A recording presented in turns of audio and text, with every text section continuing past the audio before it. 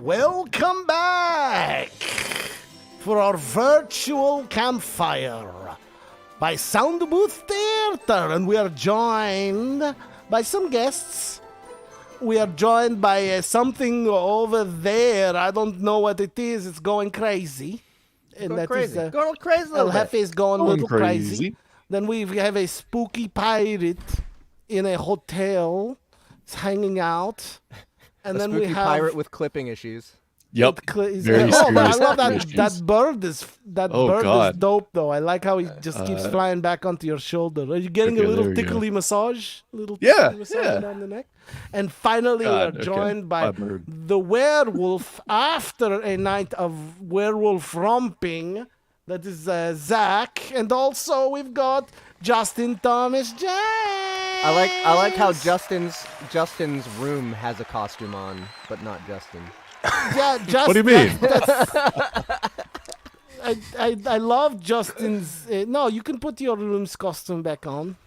Okay, It's fine. You can see what I can find. costume. Oh, Zach is getting real with those weird lighting. Oh, there we effects. Look go. at this. Ah, His Werewolf is more bar legit. His is more mitzvah. authentic. This The only fucking problem is the Insta campfire filter appears shiz. to be on my ceiling. Oh. Don't know how that Uh-oh. happened. there we go. Coming God, down. my hats keep changing. Thank you so much, Instagram or whatever, Snapchat, Snap. for camera. providing these incredibly easy Halloween Wait. costumes to put on. How do we do this? Oh, man. I got to show you. Yeah, You got to you, go. You would have get- to like leave and come back, dude. You're Oh, never mind. Never too- mind. too I'll late. just be. You I'll just be are- a hot dog.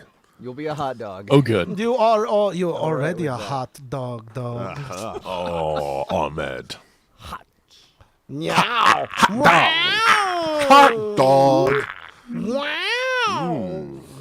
It feels like the weekend. Does it still feel like the weekend to anybody here? Yeah. Does anybody else have Bailey's in their Considering I barely coffee? slept last No, that's night. just yeah, that's pretty much. just you because it was your birthday. Oh, it That's was. right. my Happy birthday. birthday. Thank you. Happy Thank you.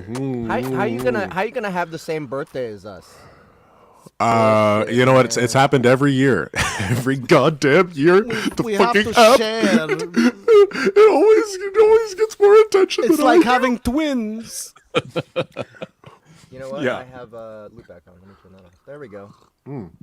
You know, I joked about the Bailey in my coffee, but I'll be right back. Yeah. Sounds nice. Right back. I like Bailey in the coffee. All right. So, what do we got today? We have First, we are. All right, Oh, look, first it's a of all, hot dog. I It's a hot watched dog the with that game face. show portion of the stream. You guys did excellent. Oh, thank you you, so thank much. you. I mean, Jeff. all of you sucked. You know, at Did finding you? Were you the- also the monster educated? sounds. But I got like, I was able to guess like 3 of them. I think Oh, good. definitely You- got the aliens one. Definitely got the Nice. Beetlejuice one. Definitely got the T-Rex one for Jurassic Park. Nice.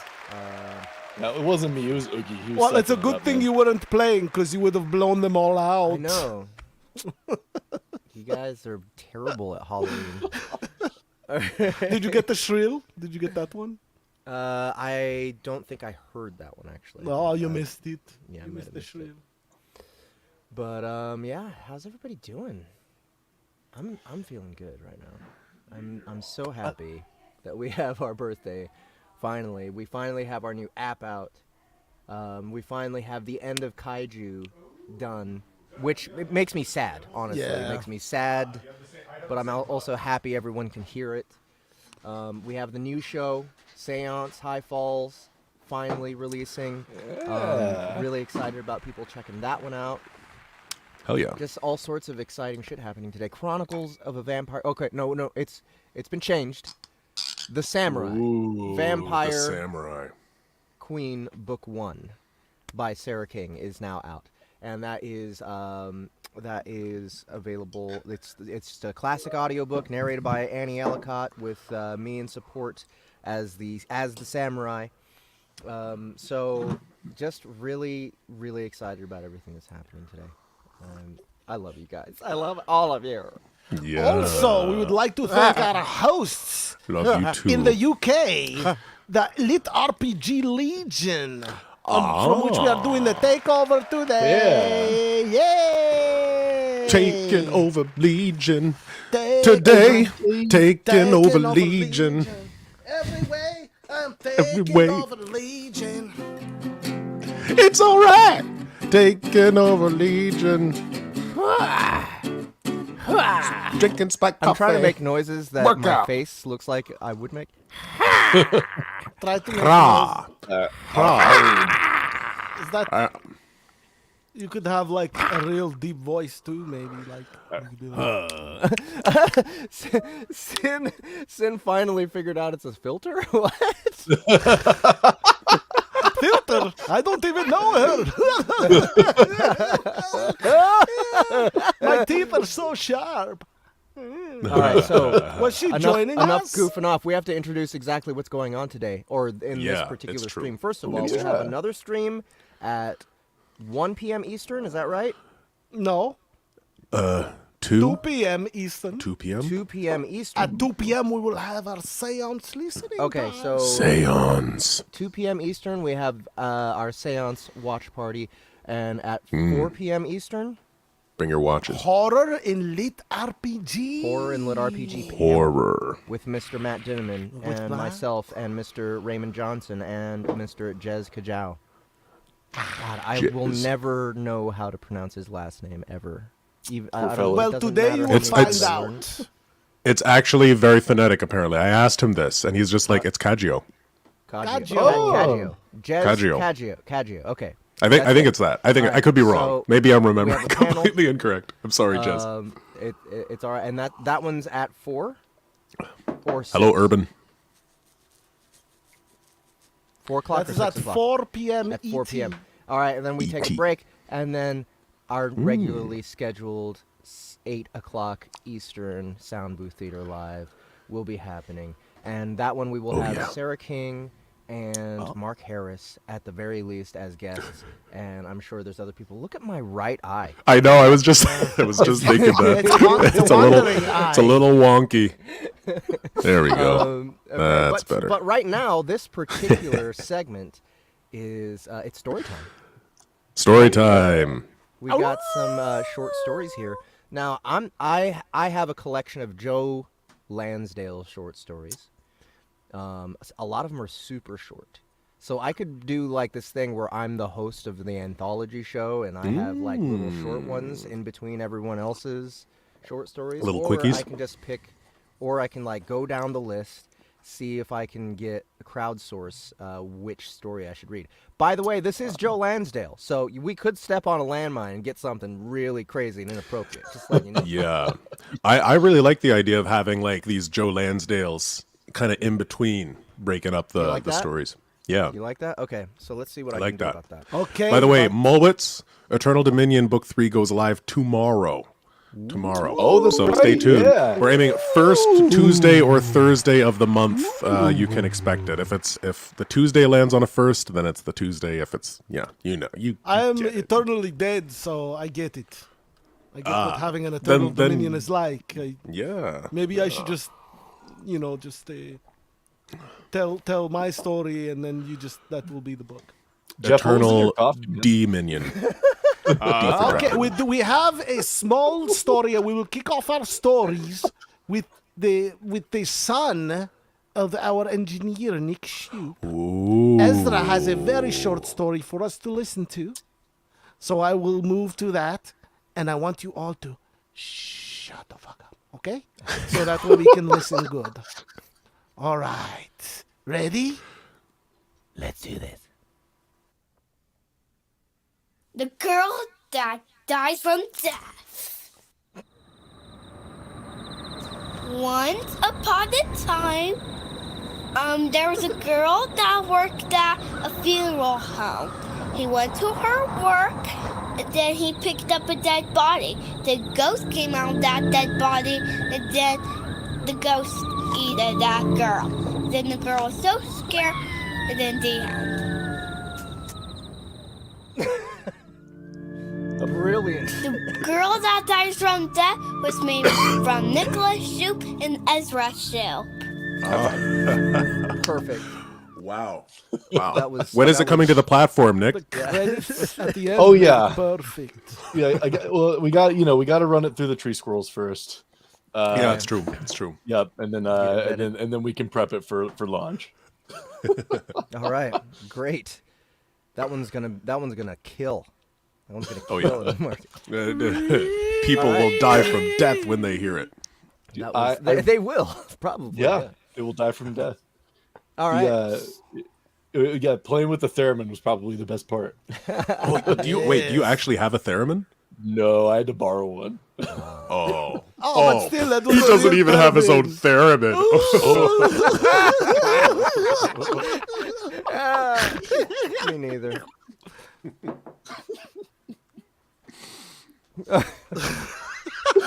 All right, so does everyone have I'm from the spirit world. Does anyone else how many people have stories to read?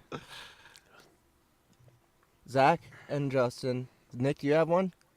Or I didn't. Just sharing that I just brought You Ezra's. just did it. Okay. All right. So I will do one now, and one in between Zach and Justin's, and one after, and I'll have 3 here. So, for any of you who don't know, Joe Lansdale is a Texas writer, East Texas, and this is an anthology of East Texas horror stories. That right eye, man, I love it. It's your janky glasses. Your glasses are making it ruined. Oh yeah, that's why I love it so much. Hold on, what happens if I? yeah, then it's much fine. better. Yeah, I don't Ooh. want. I want it to. Be You want the janky. funky eye. Yeah, I want the funky eye. Okay, so, all right, so we're gonna start off with the ears. Now, just letting you guys know, these are cold reads for me. But this is East Texas Horror from Joe Lansdale. This is from a collection called Blood and the Gears, and this is The Ears.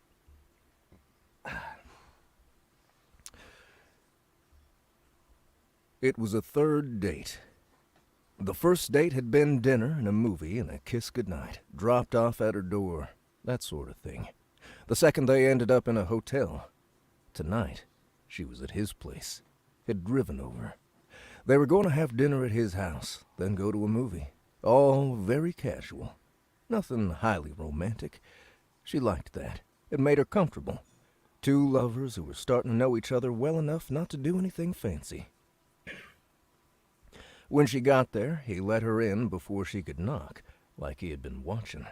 The place was lit up and she could hear the TV going and could smell cooking. He was wearing one of those novelty aprons that said, "Kiss the cook."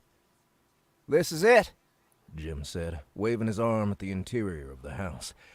It was nice. Nothing fantastic, but nice.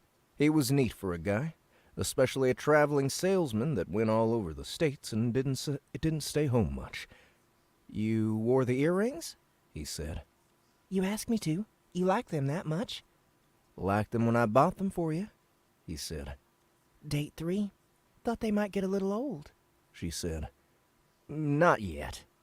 "You want a drink?" "Sure," she said, and followed him into the kitchen. The TV prattled on in the other room. He poured her a drink. "You know, we could stay here tonight." Jim was at the stove, stirring spaghetti in a pot of boiling water. He turned and looked at her. "You want to?" "You got some movies?" "Yeah, or we can order one off the TV." "Let's do that, and then let's go to bed. You can fix me dinner tonight and breakfast in the morning." "That sounds fine," he said, smiling that killer smile he had. "That sounds really nice." "I hoped you'd think so." "Bathroom?" "Down the hall, round the corner to the left."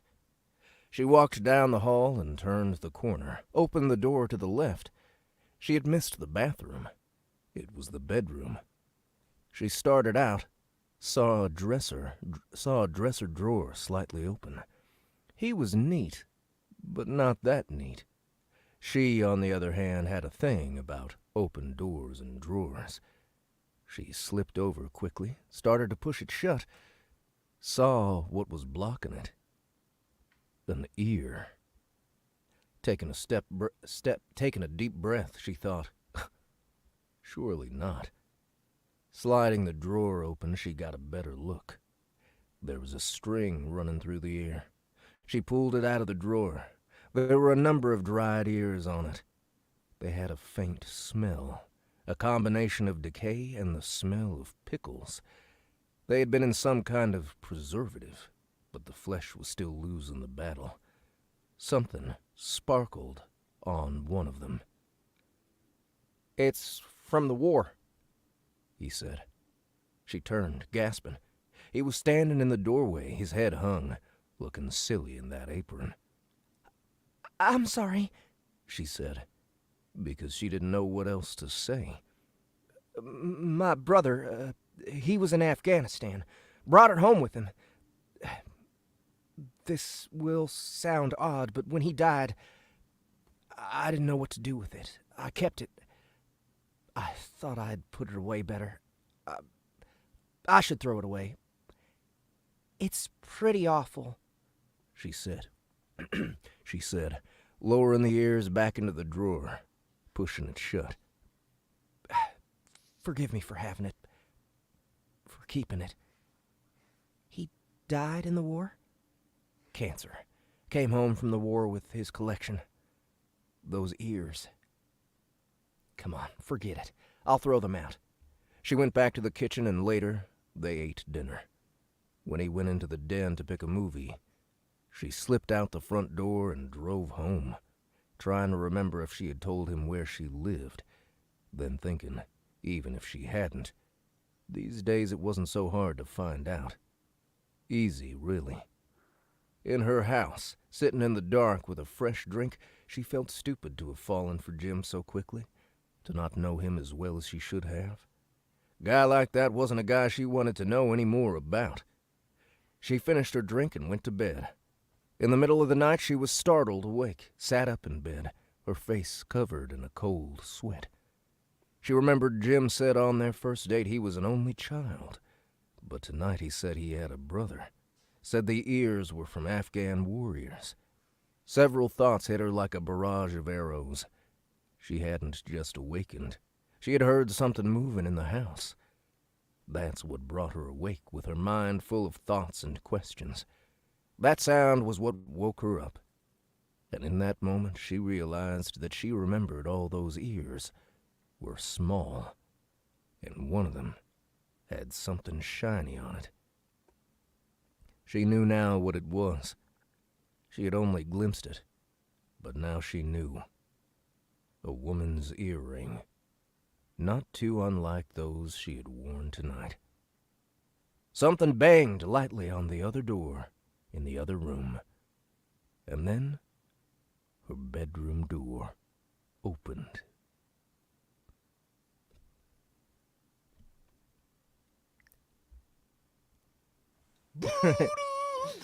Okay, that's the creepiness. Okay, so I'll give that one a 6 out of 10, 5 out of 10. It was a little. What do you guys think? I give it a 7. 7? You give it a 7? Yeah, I'll give it a 7. It was spooky. It definitely, it had that moment where she got away, which was nice, Yeah. which made me feel very calm. And But then the door started opening. Yeah. Yeah. Not too bad. Yeah, Not too bad. I got some frisson. Yeah. All right, who's next? Who's next? I believe that would be me. Zachary, do it.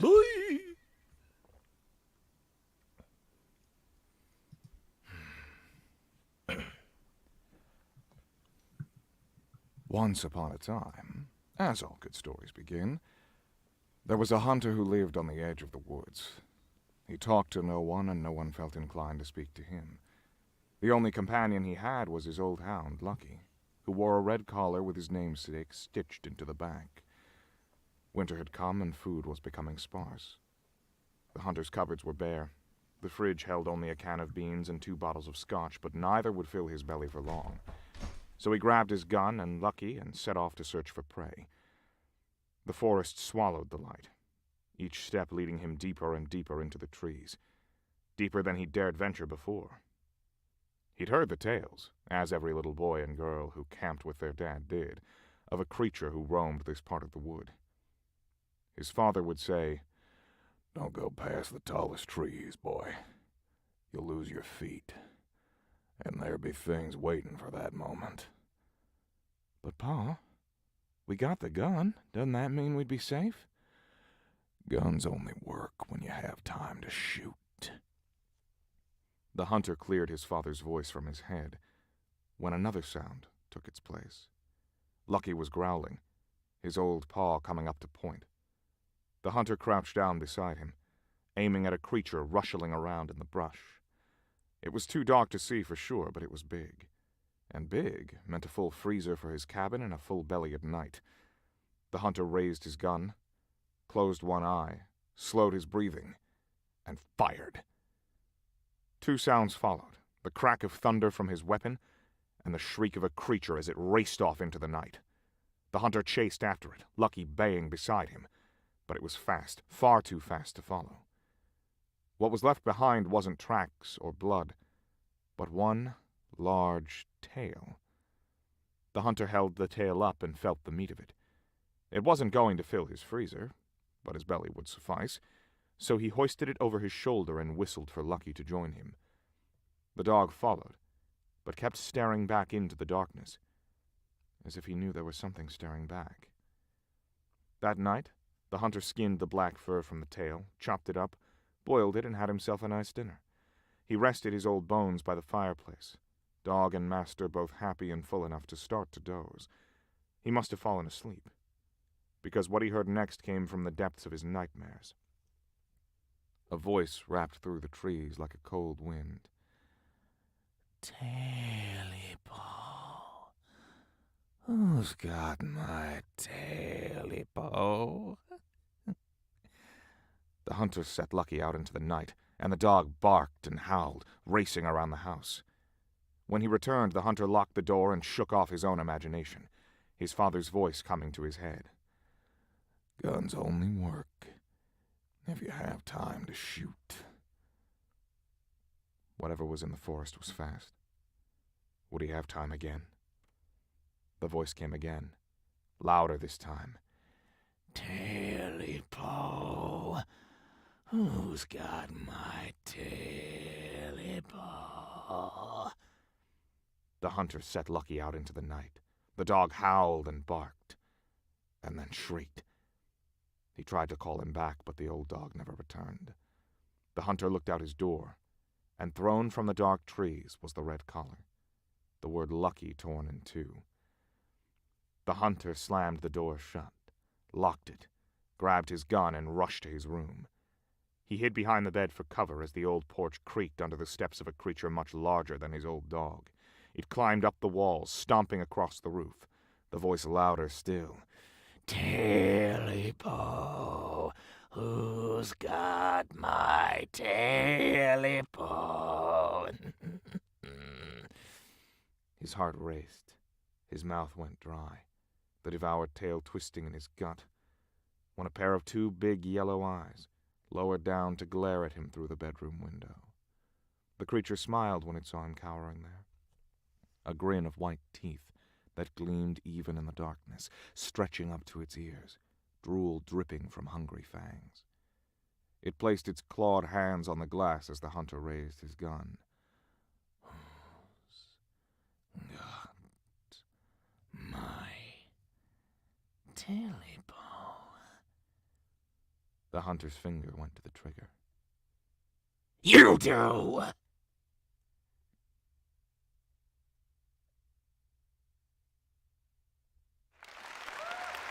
I like that one. You did a good creepy telly bow. What was he saying? Telly Taily-po. That's what he calls his tail. Ah. Gotcha. Yes, you have it. All right. So, all right. Next little interjection here, real quick. Just want to Looks remind like everybody. Justin is cutting his hot dog and eating it, eating the bread.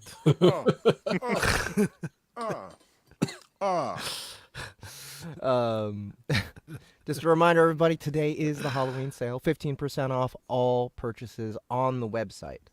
Unfortunately, we couldn't get it to work for the app, but hey, we do have a brand new app anyway, so go check it out after you've bought stuff from from our market, from soundbooththeater.com. We have Kaiju Battlefield Surgeons Finale. We have The Samurai Vampire Queen, Book 1 by Sarah King. I almost said Sarah Queen. And we have the first episode of Seance High Falls by Mark Harris, and produced and directed by Harlan Guthrie, the man behind Malevolent. He did an excellent job. This first episode is awesome, so I suggest you guys go pick it up for free. It's going to be bi-weekly show. It's coming out every 2 weeks, every second and last Thursday of the month. So go pick that up. If you like it, pick up the rest of Malevolent, and just wait for every couple weeks for the next episodes to come out. Anyway, here goes. Let's see what else we got here. We have Old Charlie. Maybe I'll save Old Charlie for the end. We have Billy Sue. We have The Job. And Everybody Plays the Fool. Oh, Private Eye is one page. And I Tell You It's Love is another one. Watching you. See your every move. Oh, yeah. What's, Emily has a good point. What was the story that Zach read? Oh, he's gone. There he is. Okay. He's back. Zach, what was the story? What was Jump the story scares. that you read? Huh? It's called The Tailypo. It's it was a favorite campfire story my friend of mine used to love to tell. So she wrote up a version I could narrate. Nice. Okay. This is very sweet of her. Yes. Okay, so we have anybody here a title that they liked? Old Charlie, The Drunken Moon. Let's see. Walks. Is that Anybody? about Chinese food? I don't know. Let's try. I'm gonna do a super short one then. I'm gonna do The Drunken Moon. On this drunken moon, doo-doo. The Drunken Moon by Joe Lansdale. All right. The Drunken Moon. He was not the moon, but I thought he was when I would see him in the dark, coming down the road by our house, wearing dark clothes, his pale face floating above his collar. He was always drunk and staggering and singing to the sky, his lunar face splitting open to reveal the crater of his mouth, a dark hole that led to nowhere. The real moon looked far less white than his face. Like his lunar twin, he was nothing more than reflected light from stars and the real moon, orbiting our little town by route of the circular dirt road that made its way completely around our fistful of stores, 2 churches, a smattering of houses, and a storm shelter or 2. At night, chasing fireflies, when I saw him coming, for reasons unknown, I would hide, watch him stagger by, his face a bouncing moon, moving toward morning and a hangover. While I was up and on my way to school, I was certain the Drunken Moon, the night walker, would be sleeping between covers and bad headaches. My friend Tommy, who always wore a Hopalong Cassidy hat, said one day, I will jump up behind him some night, scare him sober with a yell. That will teach him not to drink, not to stagger down the road at night, white-faced beneath the pale moonlight, scaring everyone with the way he walks. I'll scare him. One cold October, the Drunken Moon's house caught fire. People rushed to put it out. There was no fire department, no police department, just a fat sheriff and a bucket brigade, a big man with an axe, and watchers who liked the heat and the minor thrill of it all. The Drunken Moon was not home. He was long gone and never seen again. The house was nothing more than a little room, a blackened shell of scorched, framed wood covered over in fire-crinkled plyboard. A room filled with the bones of animals and children, and lying on the floor, partially burned, was Tommy's Hopalong Cassidy hat.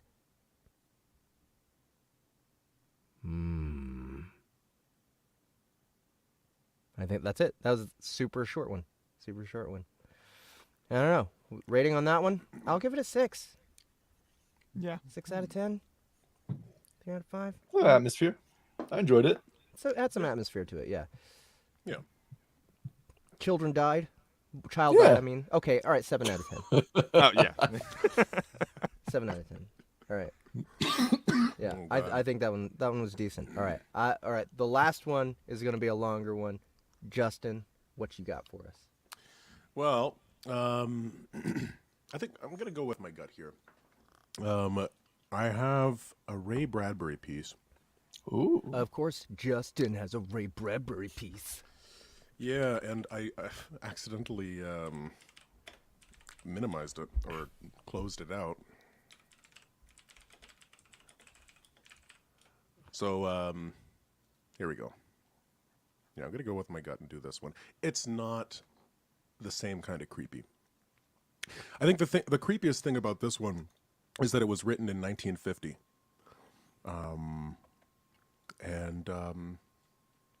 It's creepy just because a it's little real.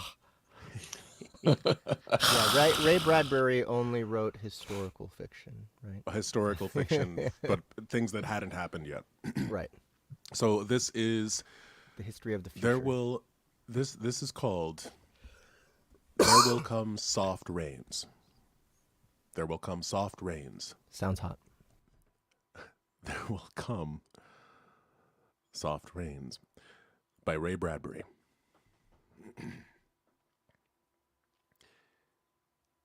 In the living room, the clock sang, "Tick-tock, 7 o'clock, time to get up, 7 o'clock," as if it were afraid that nobody would. The morning house lay empty. The clock ticked on, repeating and repeating its sounds into the emptiness. 7-9, breakfast time, 7-9. In the kitchen, the breakfast stove gave a hissing sigh and ejected from its warm interior 8 pieces of perfectly browned toast, 8 eggs sunny side up, 16 slices of bacon, 2 coffees, and 2 cool glasses of milk. "Today is August 4th, 2026, said a second voice from the kitchen ceiling. "In the city of Allendale, California." It repeated the date 3 times for memory's sake. "Today is Mr. Featherstone's birthday. Today is the anniversary of Talita's marriage. Insurance is payable, as are the water, gas, and light bills." Somewhere in the walls, relays clicked, memory tapes glided under electric eyes. 8-1, tick-tock, 8-1 o'clock, off to school, off to work, run, 8-1. But no doors slammed. No carpets took the soft tread of rubber heels. It was raining outside. The weather box on the front door sang quietly, "Rain, rain, go away. Umbrellas, raincoats for today." And the rain tapped on the empty house, echoing. Outside, the garage chimed and lifted its door to reveal the waiting car. After a long wait, the door swung down again. At 8:30, the eggs were shriveled and the toast was like stone. An aluminum wedge scraped them into the sink, where hot water whirled them down a metal throat which digested and flushed them away to the distant sea. The dirty dishes were dropped into a hot washer and emerged twinkling dry. 9:15, sang the clock. "Time to clean." Out of warrens in the wall, tiny robot mice darted. The rooms were a crawl with the small, cleaning animals, all rubber and metal. They thudded against chairs, whirling their mustached runners, kneading the rug nap, sucking gently at hidden dust. Then, like mysterious invaders, they popped into their burrows, their pink electric eyes faded. The house was clean. 10 o'clock, the sun came out from behind the rain. The house stood alone in a city of rubble and ashes. This was the one house left standing. At night, the ruined city gave off a radioactive glow, which could be seen for miles. 10:15, the garden sprinklers whirled up in golden founts, filling the soft morning air with scatterings of brightness. But the water pelted window panes, running down the charred west side where the house had been burned, evenly free of its white paint.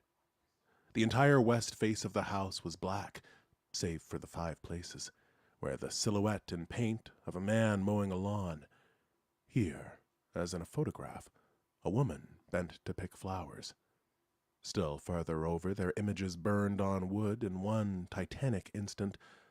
A small boy, hands flung into the air, higher up, the image of a thrown ball. And opposite him, a girl, hands raised to catch a ball, which never came down. The 5 spots of paint, the man, the woman, the children, the ball, remained. The rest was a thin charcoal layer. The gentle sprinkler rain filled the garden with falling light. Until this day, how well the house had kept its peace. How carefully it had inquired, "Who goes there? What's the password?" And getting no answer from lonely foxes and whining cats, it had shut up its windows and drawn shades in an old maidenly preoccupation with self-protection, which bordered on a mechanical paranoia. It quivered at each sound, the house did. If a sparrow brushed a window, the shade snapped up. The bird, startled, flew off. No, not even a bird must touch the house. 12 noon. A dog whined, shivering on the front porch. The front door recognized the dog's voice and opened. The dog, once huge and fleshy, but now gone to bone and covered with sores, moved in and through the house, tracking mud. Behind it whirred angry mice, angry at having to pick up mud, angry at inconvenience. For not a leaf fragment blew under the door, but what the wall panels flipped open, and the copper scrap rats flashed swiftly out. The offending dust, hair, or paper, seized in miniature steel jaws, was raced back to the burrows. There, down tubes which fed into the cellar, it was dropped into the sighing vent of an incinerator, which sat like evil Baal in a dark corner. Baal, Baal, Baal. The dog ran upstairs, hysterically yelping to each door, at last realizing, as the house realized, that only silence was here. It sniffed the air and scratched the kitchen door.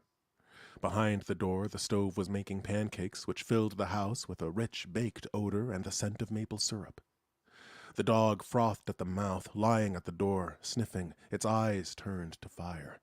It ran wildly in circles, biting its tail, spun in a frenzy, and died. It lay in the parlor for an hour. 2 o'clock, sang a voice. Delicately sensing decay at last, the regiments of mice hummed out as softly as blown gray leaves in an electrical wind. 2:15. The dog was gone. In the cellar, the incinerator glowed suddenly, and a whirl of sparks leaped up the chimney. 2:35. Bridge tables sprouted from patio walls. Playing cards fluttered onto pads in a shower of pips. Martinis manifested on an oaken bench with egg salad sandwiches. Music played. But the tables were silent and the cards untouched. At 4 o'clock, the tables folded like great butterflies back through the paneled walls. 4:30. The nursery walls glowed. Animals took shape. Yellow giraffes, blue lions, pink antelopes, lilac panthers cavorting in crystal substance. The walls were glass. They looked out upon color and fantasy. Hidden films clocked through well-oiled sprockets, and the walls lived. The nursery floor was woven to resemble a crisp cereal meadow. Over this ran aluminum roaches and iron crickets, and in the hot, still air, butterflies of delicate red tissue wavered among the sharp aroma of animal spores. There was the sound, like a great matted yellow hive of bees within a dark bellows, the lazy bumble of a purring lion, and there was the patter of okapi feet, and the murmur of a fresh jungle rain, like other hoofs falling upon the summer-starched grass. Now the walls dissolved into distances of parched grass, mile on mile, and warm, endless sky. The animals drew away into thorn breaks and water holes. It was the children's hour. 5 o'clock. The bath filled with clear hot water. 6, 7, 8 o'clock. The dinner dishes manipulated like magic tricks, and in the study, a click. In the metal stand opposite the hearth, where a fire now blazed up warmly, a cigar popped out, half an inch of soft gray ash on it, smoking, waiting. 9 o'clock. The beds warmed their hidden circuits, for nights were cool here. 9:05. A voice spoke from the study ceiling. "Mrs. McLennan, which poem would you like this evening?" The house was silent. The voice said at last, "Since you express no preference, I shall select a poem at random. Quiet music." Quiet music rose in the back voice. Quiet music rose to back the voice. "Sarah Teasdale, as I recall, your favorite. There will come soft rains, and the smell of the ground, and swallows circling with their shimmering sound, and frogs in the pools singing at night, and wild plum trees in tremulous white. Robins will wear their feathery fire, whistling their whims on a low fence wire, and not one will know of the war. Not one will care at last when it's done. Not one would mind, neither bird nor tree, if mankind perished utterly. And spring herself, when she woke at dawn, would scarcely know that we were gone." The fire burned on the stone hearth, and the cigar fell away into a mound of quiet ash on its tray. The empty chairs faced each other between the silent walls, and the music played. At 10 o'clock, the house began to die. The wind blew. A falling tree bough crashed through the kitchen window. Cleaning solvent, bottled, shattered over the stove. The room was ablaze in an instant. "Fire!" screamed a voice. The house lights flashed, water pumps shot water from the ceilings, but the solvent spread on the linoleum, licking, eating under the kitchen floor, while the voices took it up in chorus. "Fire! Fire! Fire!" The house tried to save itself. Doors sprang tightly shut, but the windows were broken by heat, and the wind blew and sucked upon the fire. The house gave ground as the fire in 10 billion angry sparks moved with flaming ease from room to room and then up the stairs, while scurrying water rats squeaked from the walls, pistoled their water and ran for more, and the wall sprays let down showers of mechanical rain. But too late. Somewhere, sighing, a pump shrugged to a stop. The quenching rain ceased. The reserve water supply, which had filled baths and washed dishes for many quiet days, was gone. The fire crackled up the stairs. It fed upon Picassos and Matisses in the upper halls, like delicacies baking off the oily flesh, tenderly crisping the canvases into black shavings. Now the fire lay in beds, stood in windows, changed the colors of drapes. And then reinforcements. From attic trap doors, blind robots' faces peered down with faucet mouths gushing green chemical. The fire backed off, as even an elephant must at the sight of a dead snake. Now there were 20 snakes whipping over the floor, killing the fire with a clear, cold venom of green froth. But the fire was clever. It had sent flame outside the house, up through the attic to the pumps there. An explosion. The attic brain which directed the pumps was shattered into bronze shrapnel on the beams. The fire rushed back into every closet and fell off the clothes hung there.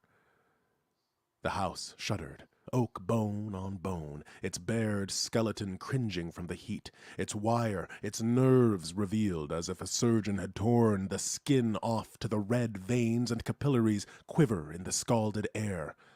"Help! Help! Fire! Run! Run!"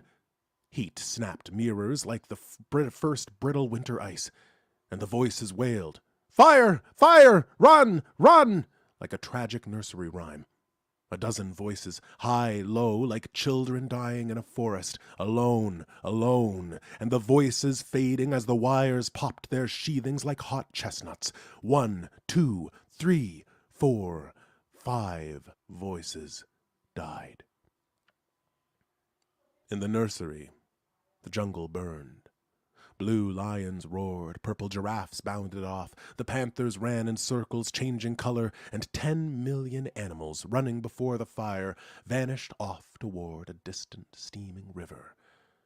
10 more voices died.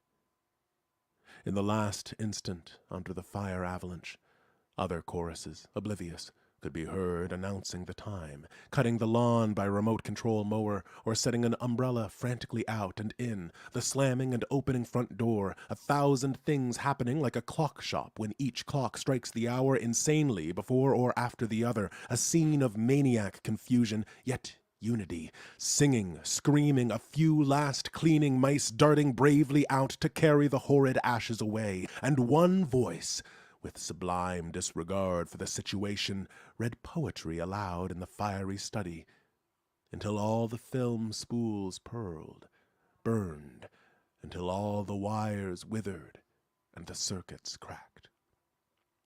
The fire burst the house, and let it slam flat down, puffing out skirts of spark and smoke. In the kitchen, an instant before the rain of fire and timber, the stove could be seen making breakfasts at a psychopathic rate. 10 dozen eggs, 6 loaves of toast, 20 dozen bacon strips, which, eaten by fire, started the stove working again, hysterically hissing. The crash. The attic smashing into kitchen and parlor, the parlor into cellar, cellar into subcellar, deep freeze, armchair, film tape, circuits, beds, and all like skeletons thrown in a cluttered mound deep under.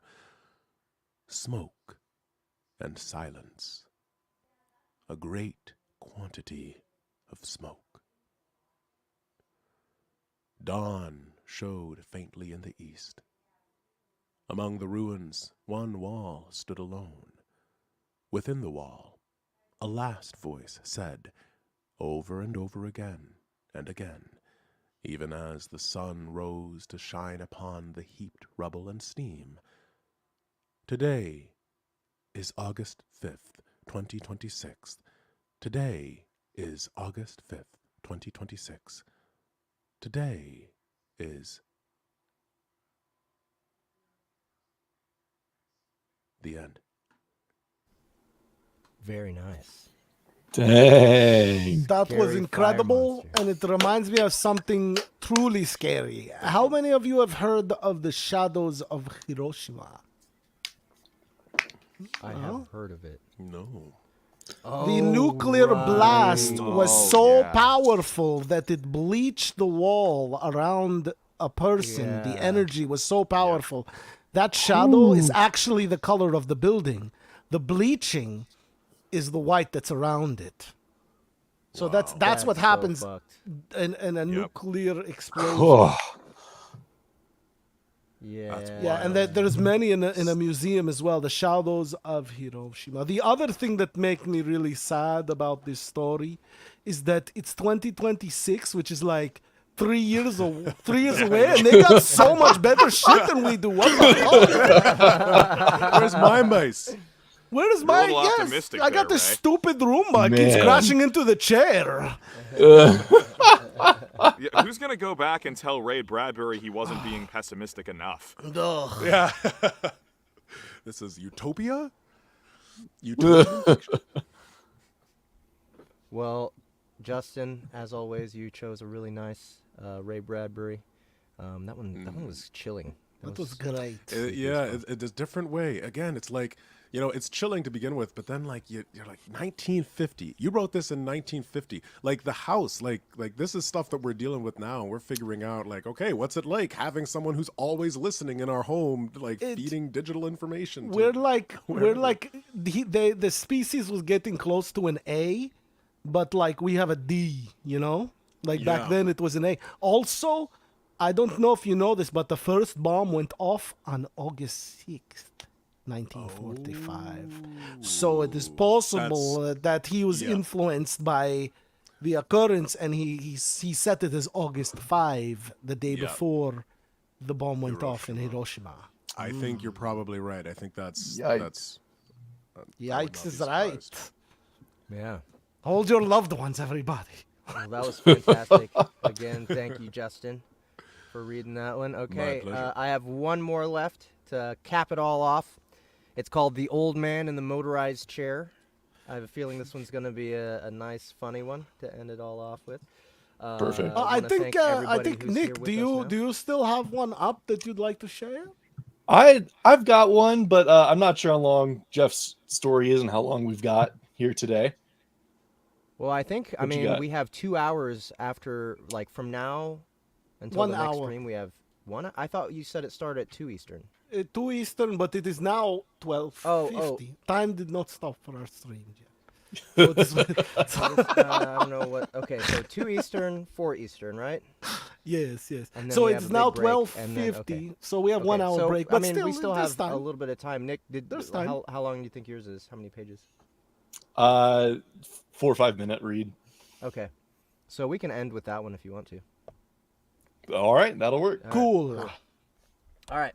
So before I get started, just remember, everyone, please go check out soundbooththeater.com. You can find our brand new app on both iOS and Android for anyone who has wanted to try our stuff, and then you did try our stuff with the old app, and it pissed you off so bad that you didn't want to use it anymore.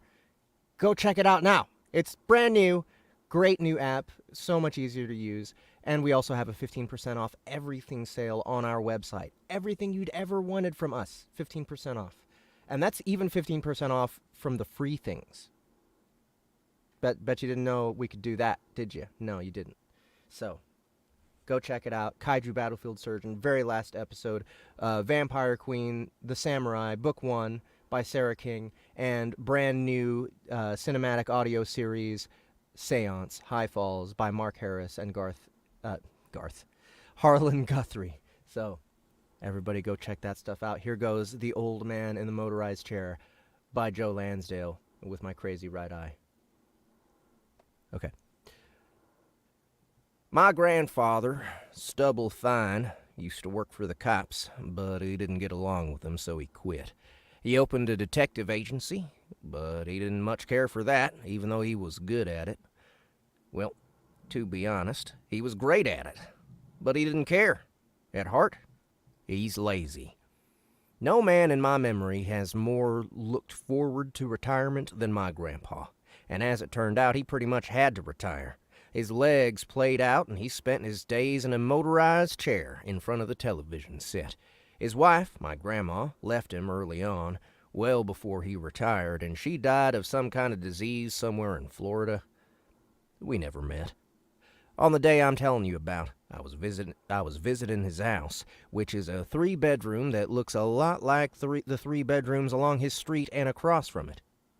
He and I get along well enough, considering he doesn't really like much of anyone and hates the human race in general.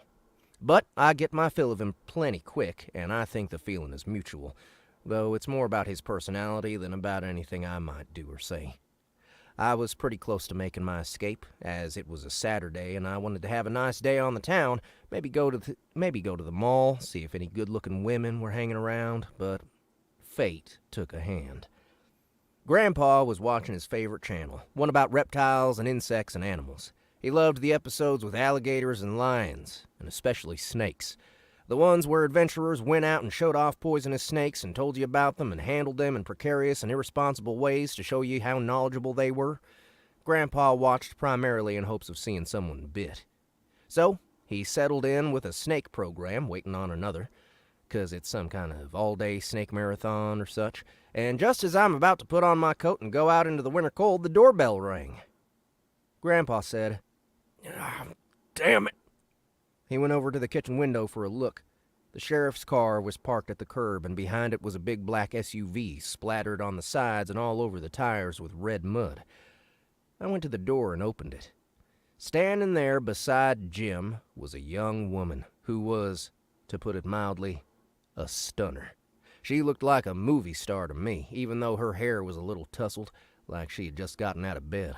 She was wearing jeans and those tall boots with the white fluff around the tops, and she had on a well-fitting dark jacket with the same white fluff around the collar.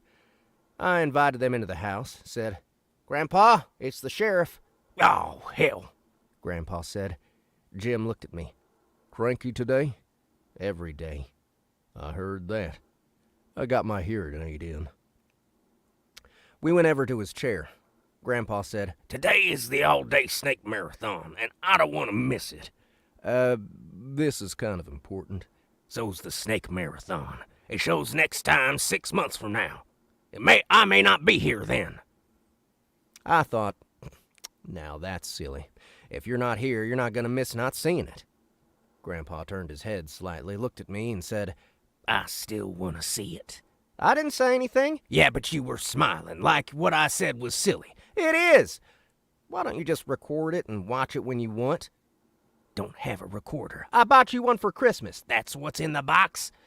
That would be it. I'll hook it up. Not today, you won't. Well, it's still silly. Not to me. He put the TV on mute, looked at Jim, and said, Well, get on with it. Mr. Fine, good to see you, Jim said, reaching out to shake hands. As he did, Grandpa sniffed and smiled.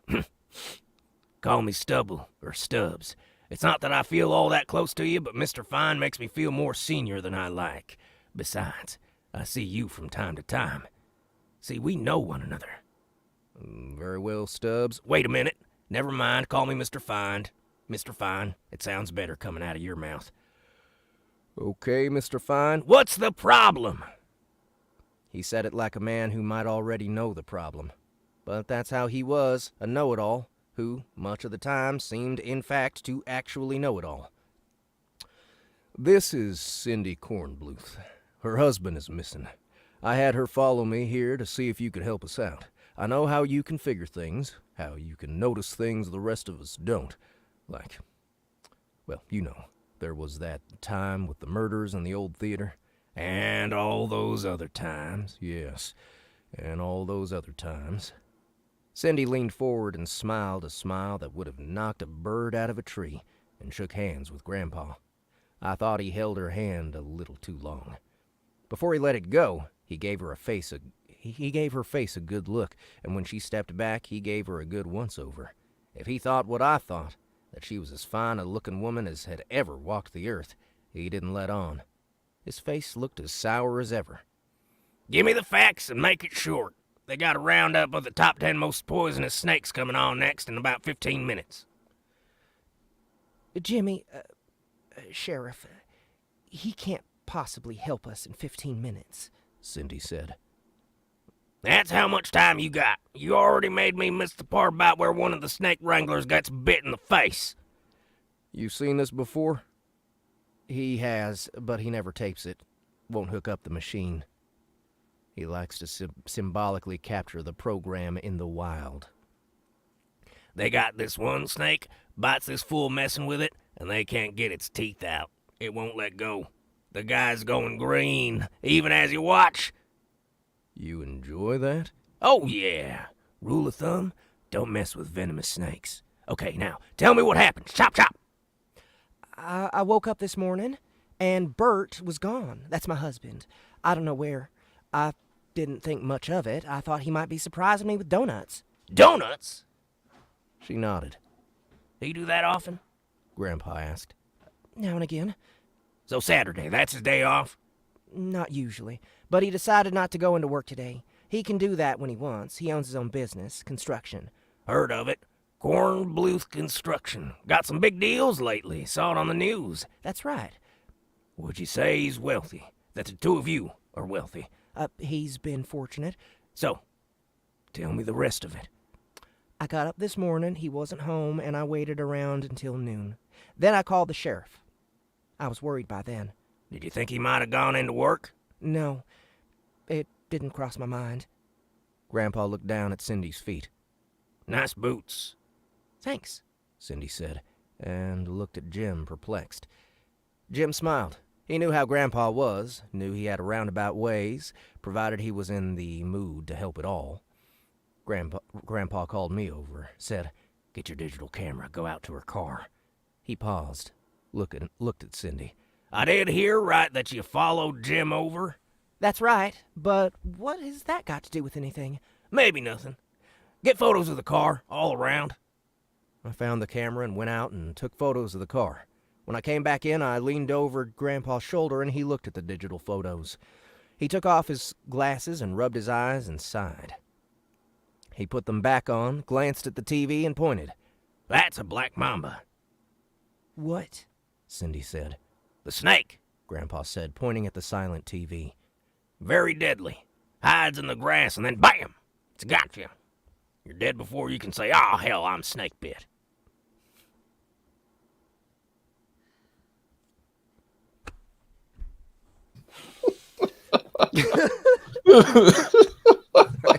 No, that's it. It's like gone over.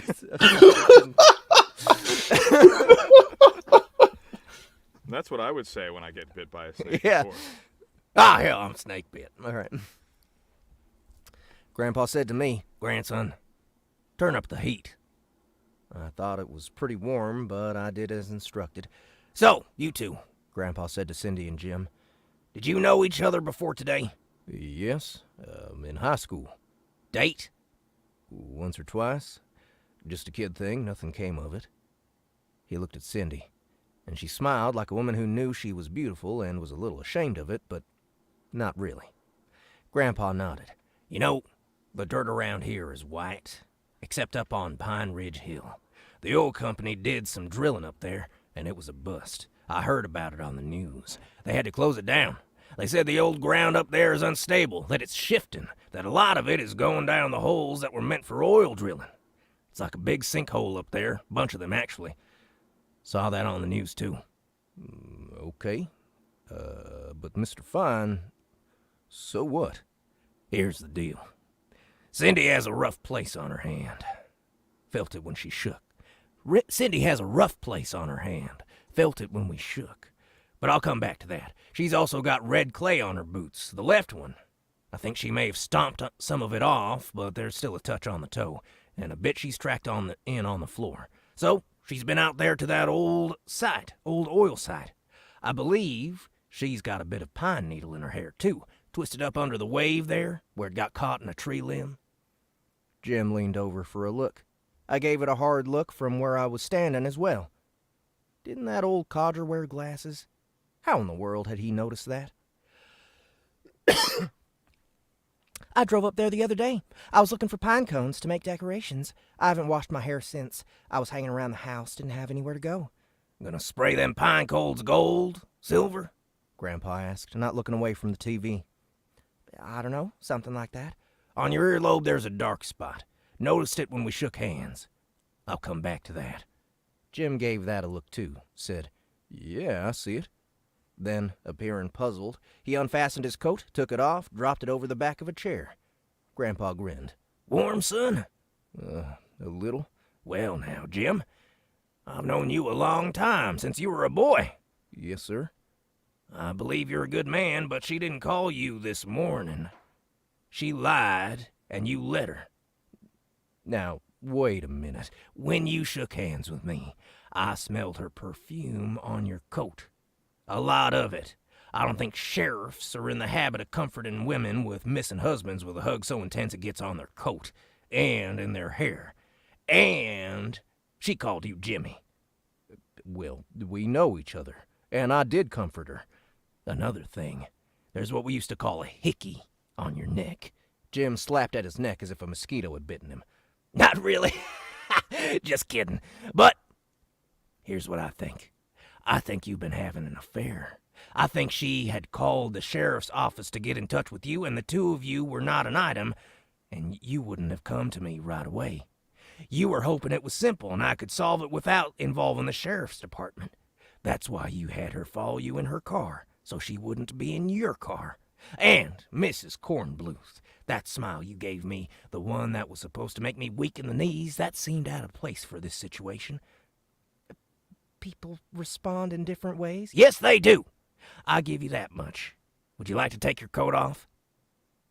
I'm fine. No, you're not. You're sweating. In fact, it's too hot in here. Grandson, turn down the heater, will you? But you just told me. Cut it out! Cut it down! Grandpa said. I went over and did just that.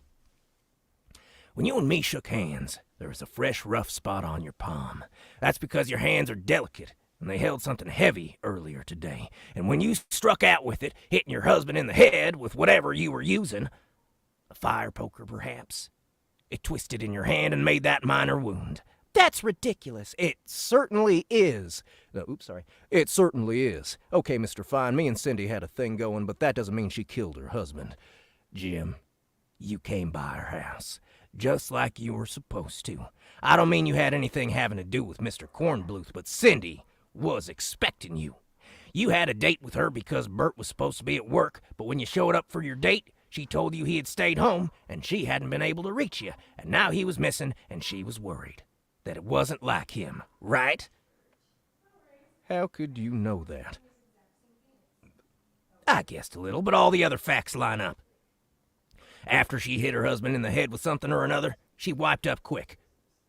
But why would I kill him? That's between you and your husband, but if you were having an affair, it might be you weren't that fond of him, and he found out, and you didn't want to lose all that money, and thought if the body wasn't found, you'd get insurance money and no jail time. The murder was quick and spontaneous, done in anger, and afterward, because Jim was coming, you had to do on-the-spot thinking, and it was stupid thinking.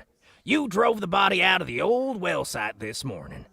Out to the old well site this morning, dumped it, drove back and cleaned the car, the house, and maybe you were cleaning yourself when Jim showed up.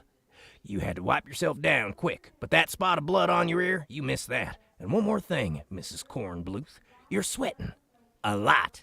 That's why I turned up the heat, to see if you'd take your coat off on your own. You didn't.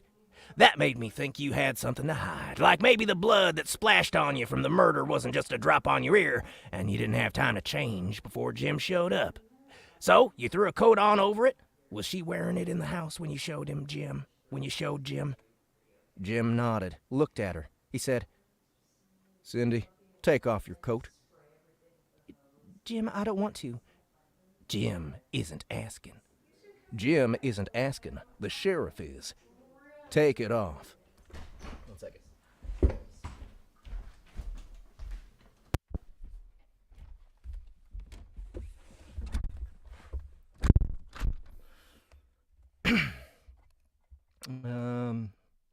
Cindy slowly removed her coat. She was wearing a gray, tight-fitting wool sweater. There were dark patches. Grandpa said, Those wet spots on her sweater, I think if you check them, you'll find their blood. And if you check up at the old oil site on the Pine Ridge Hill, you'll find her husband at the bottom of one of those holes.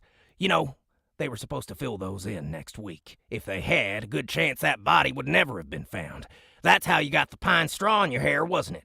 When you were dragging Bert from the car through the pines to the top of the hill, and Jim, when it all comes out, that you were dallying with a married woman while on the job. Well, I hope you keep your job. Yeah, me too, Jim said, taking out a pair of cuffs. Put your hands behind your back, Cindy. Jim, you don't have to do this. Bert found out about us. Shut up. Just shut up. Put your hands behind your back. Now. She did. He handcuffed her. She looked at Grandpa. I hate you, you old bastard. As they went out the front door, which I held open for them, Grandpa said, Lots do. Grandpa turned up the sound on the TV. Just in time. The countdown of the world's most poisonous snakes was just about to begin. The end. Very nice. That one was good. All right, I'll give that one an 8. I like that one. Yeah.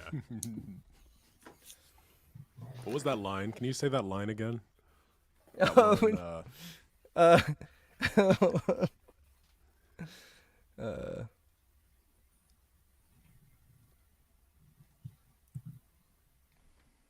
Oops, scrolling for it.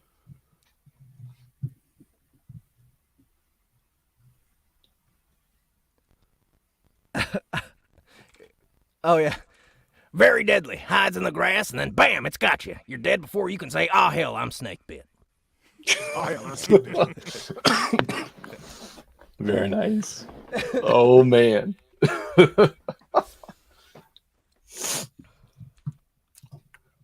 All right, let's see. All right, yeah. One last story. Oh, wow. That went longer than I thought it would. Pure gold, Lorthane says. Thank you. That was Joe Lansdale, by the way.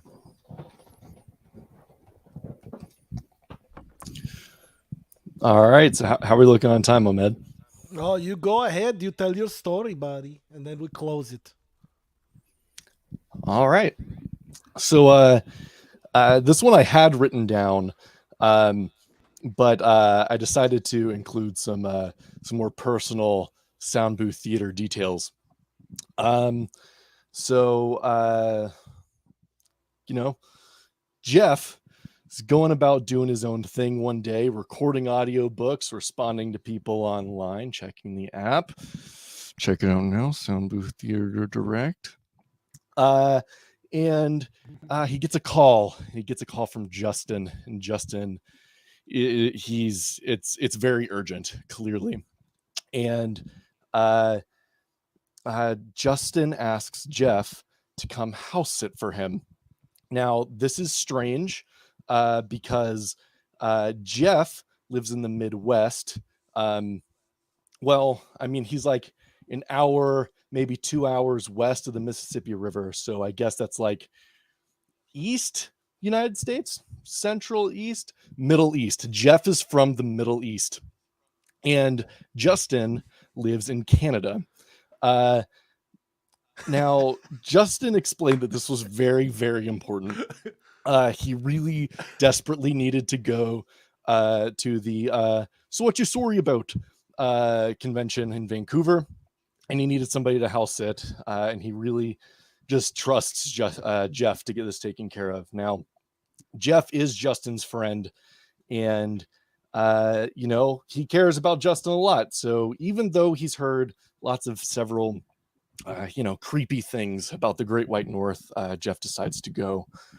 And upon arrival, the house is quiet. It's dark. Justin's clearly been gone for a few hours already.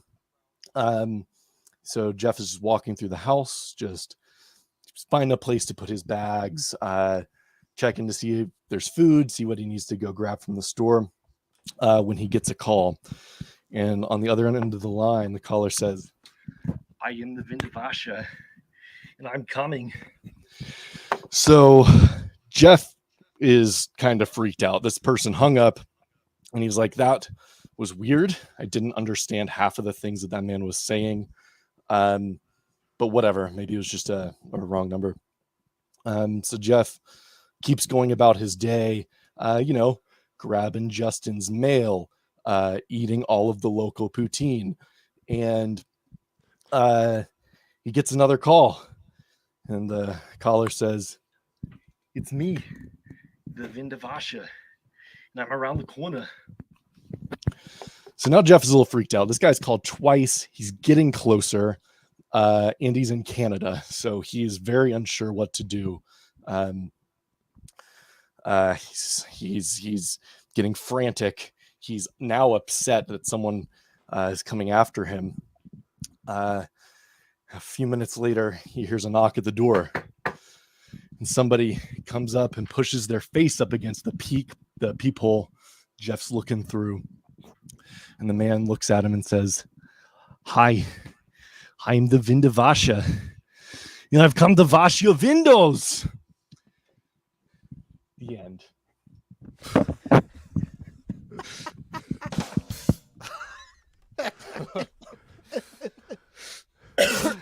I love He's your a Justin window Thomas washer, I James get impression. it, but I understood it right from the beginning because he sounds like me, so I was like, "Oh, he says washing the windows. I don't get it." Oh, man. I loved it. Thank you for making it Awesome. SBT themed as well. Well That was, done. It's fucking great. All right, guys. Well, that's our little campfire. Yeah, for today.